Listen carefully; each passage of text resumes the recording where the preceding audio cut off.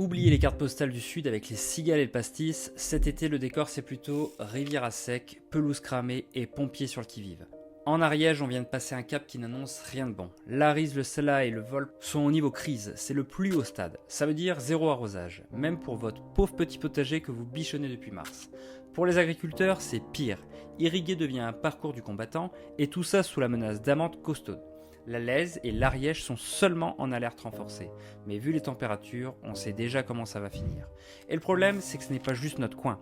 Toute une partie du sud-est est en vigilance orange canicule, 42 départements concernés avec des pointes à plus de 42 degrés dans le Gard. On parle de journées où même à l'ombre, on se sent comme un steak oublié sur un barbecue.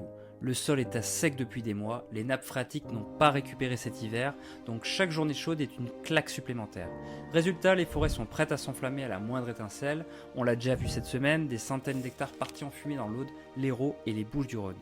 Ce qui rend la situation spéciale cette année, c'est que la période de sécheresse n'est plus une période. C'est devenu une constante, on n'est plus dans un cycle météo, mais dans une transformation structurelle du climat. Et ça ne touche pas que ceux qui travaillent la terre.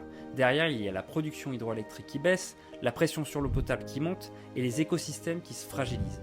Les restrictions qu'on voit en Ariège aujourd'hui, on les retrouvera ailleurs plus tôt et plus souvent. Bref, on a longtemps parlé de préparer l'avenir là, il est déjà sur notre paillasson et il demande un verre d'eau.